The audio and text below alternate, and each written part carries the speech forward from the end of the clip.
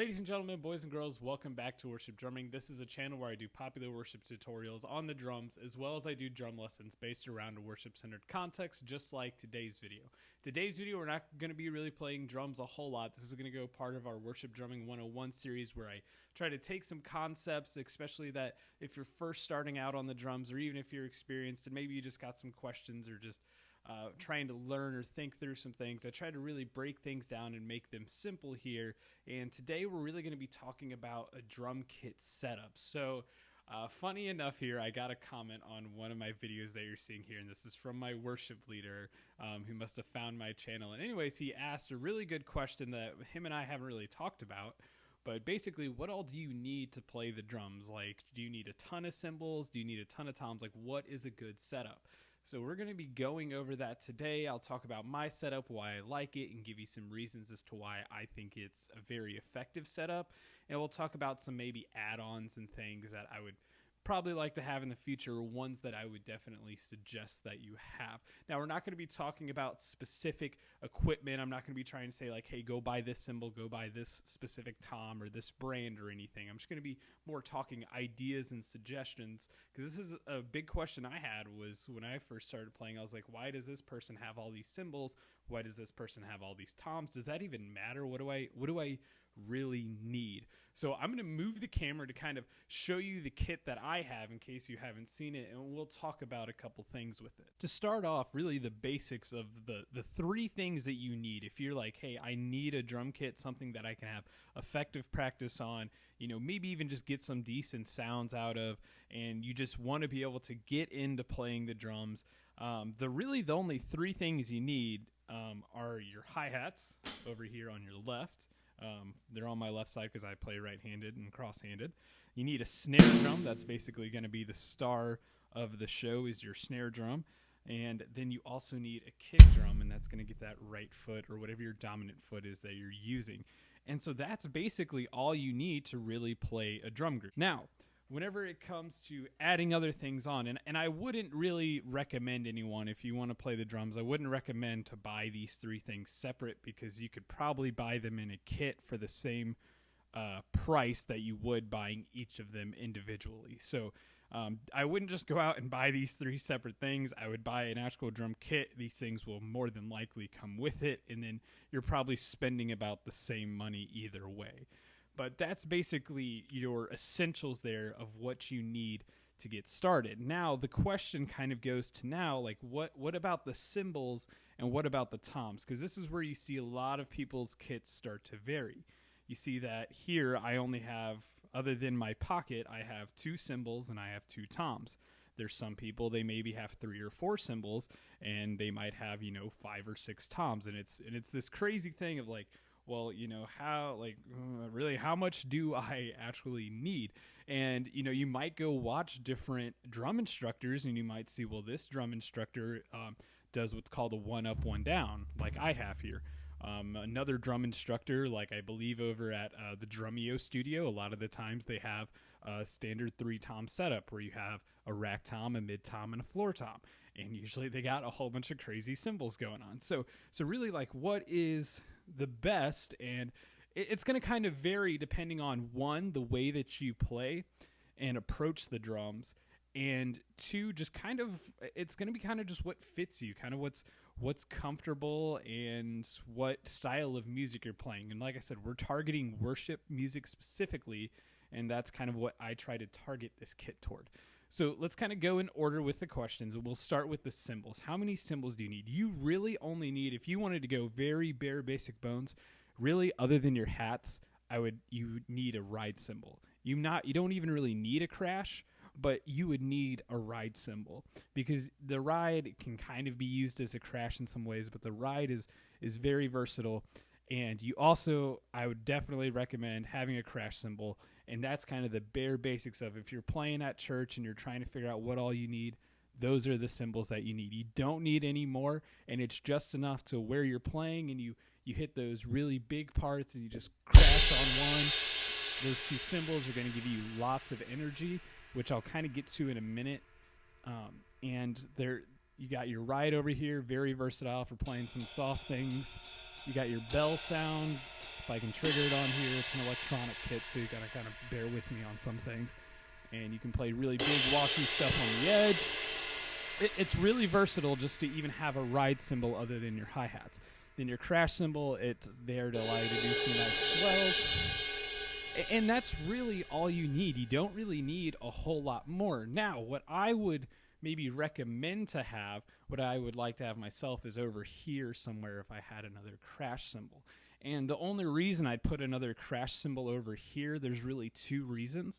One is because if I do a fill and I end on my floor tom over here, instead of having to jerk my hands back across to hit that crash cymbal on one, especially if I'm playing a faster song, I could just hit my crash cymbal over here and my ride cymbal at the same time. That's one of the reasons I would maybe include an extra crash. Then on my left side and right side, what I could do, having two crash cymbals can do some different types of swells. So swelling here might sound a little different than if I had two crash cymbals to swell, and the swells might be a little more high-pitched even, because usually ride cymbals you kind of get more of a low-end, high-end sound. And so you can get more of a versatile swell in the things that you do there. But really, you don't even have to have that. That's more just for ergonomics and maybe if I want some different sounds.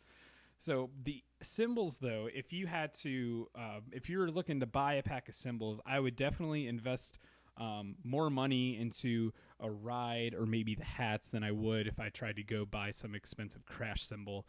Like I said, I'm not going to be pointing out any specific products, just trying to give you an overall general thing. Now, I value the cymbals more because I am a person, the way I approach the drums is I'm usually keeping, that kick and snare going, and those aren't changing a whole lot. My accent pattern isn't. And so what I use to change a lot of the way that, I go from a verse into a chorus or a chorus into a bridge is I change what my right hand does. So I might be playing the hats on a verse. Then when I get to a chorus, I'm playing up here on the ride. And then, if it's a big bridge or a big chorus, I'm really laying into that ride and I'm getting a lot of energy out of it. And that's just the way that I approach the drums to play the drums and how I use this instrument in worship. Another reason for kind of keeping the cymbals even maybe a little simplified as well is you don't need all these crazy splash sounds and everything going on during a worship setting. You're really not going to use it. Moving on to our toms now. So I have basically what's called a one up, one down. So I have a rack tom and I have a floor tom. Now, the reason I don't use a mid tom, there's really a couple reasons. So, and I'll kind of go back a little bit. The first drum kit that I bought that you have seen probably on my previous videos is that little Roland TD1K. And it had a rack tom, a mid tom, and a floor tom. And whenever you have basically four drums on top, where you have your snare, your rack, your mid, and your floor, it's really easy to kind of think and get in it's really easy to get in this bad habit of, you have 4 beats typically in a measure.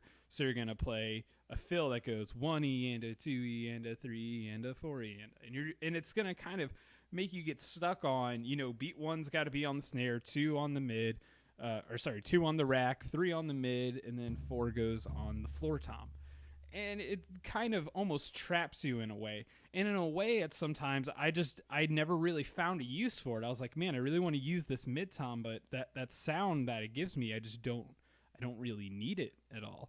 And what I noticed is that whenever I took that away, because I saw a lot of people, for example, like on Elevation Worship, if you watch a lot of their drum videos where they kind of play the drums along with their songs, whenever they play, you notice they only have a one up, one down.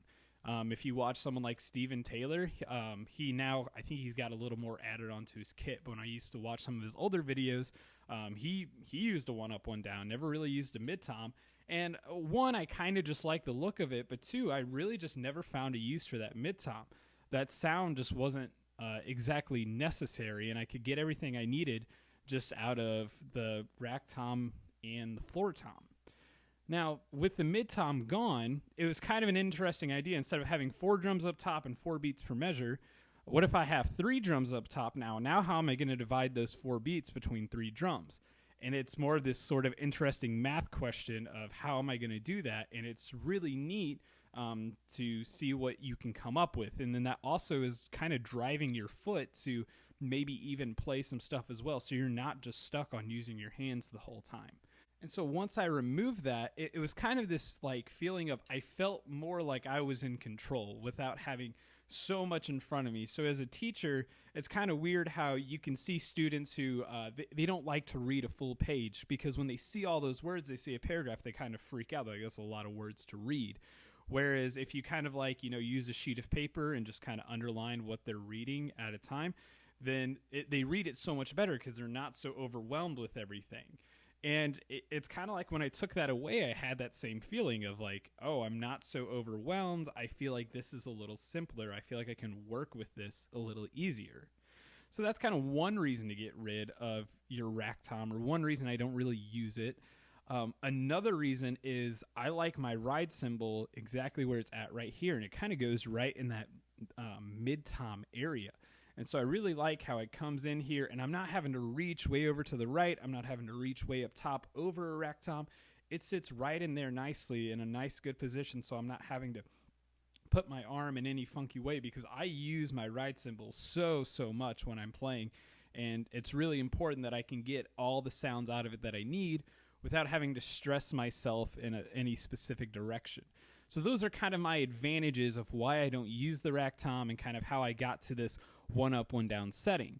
Now, most kits that you're going to buy, I guarantee you, are going to come with a rack tom. And if you want to remove that rack tom, by all means, go ahead. That's what I had to do. And if you have an actual acoustic kit and you're not playing on an acoustic electronic kit like I am, what I would do is I would take the smaller of the two toms, I would put that as my, put it off to the side, put it in the closet, wherever, and I would take the bigger of the two and use that, because in worship you usually want that sort of deeper sound whenever you're playing the drums. So one up, one down, that's really all you need. Now let's talk about having a second floor tom. So I noticed that a lot of people also like to have a second floor tom, which I don't really know. I don't think it's a whole lot necessary. I think that I would enjoy the sounds out of a second floor tom for worship more than I would the sounds out of a mid tom if I had to choose between the two. But really, it's not necessary. And like I said, you can watch the guy on Elevation Worship, and like just for example, if you want to go watch like the really big kind of solo part in Here As in Heaven, and just watch all that guy can do with just having basically the setup I have here, except he has an extra crash cymbal, I believe. But he doesn't need all these toms to do all these crazy fills and make them sound good. He does all these crazy fills with just a simple setup like this and can get really good sounds out of it, just because he's playing dynamically. He's using a lot of great technique. He's just keeping in time and playing what the music needs. And it's really awesome, and it's kind of amazing to watch him do it. And so that's also what kind of swayed me to do this one up, one down setting. And whenever I was first going to, so when I switched churches and go to the church that I do now, where Zach is the worship leader, the person who asked this question, I remember before I went to like the audition thing where, basically kind of like, can this guy even really play drums and keep time? When I was thinking about going there, I'm like, oh, I don't know if they're going to use a one up, one down. Like they might have a mid tom in there. They might have an extra cymbal. I was like, I don't know how the setup's going to be. When I got there, it was exactly like the setup I have here. So that was a little relieving, but it's also kind of leaning more toward when you're playing worship, you don't need a whole lot of stuff. And that that mid tom is just kind of in the way. It's kind of extra, and you don't really need it. Now, the only other thing I would maybe add to my setup, and I know this wasn't really part of the question, is I would maybe add like a multi-pad or something that kind of gives some extra effects. So that way I'm not having to decide, do I want like an extra cymbal, an extra tom?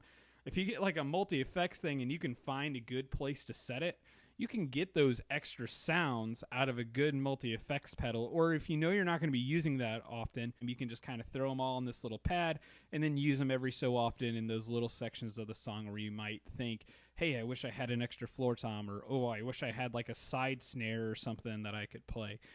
So that's just kind of like an extra little, idea thrown at you if you're really looking to get some sounds. But that's basically the setup that I use. This is why I use it. I think it's really effective. Let me know what setup you are using. Are you using the one up, one down? Do you have a bunch of cymbals? How many cymbals do you have? How many toms do you have? And what do you think is necessary? Do you agree with me? Do I need more stuff on my kit, or do you think this is just enough? I really just think that the simpler the things are, the easier it is for you to get lost in that moment of worship and just be really focusing on, the meaning of what you're playing, the meaning of the song that you're doing, and the way that worships God. And you're not having to worry about like, oh man, am I going to accidentally whack this 14th cymbal I have over here trying to reach for cymbal 13 in between there. It just make things simple. And that's what I really like about having the simplicity, the simple setup here. Thank you guys so much for watching. I hope you enjoyed this video. Subscribe if you're interested in more content like this in the future, and leave your comments below of any questions you have, and I'll try to do my best to answer them here. And we'll kind of keep moving forward with more drum videos. So thank you guys so much. Stay safe and have an awesome day.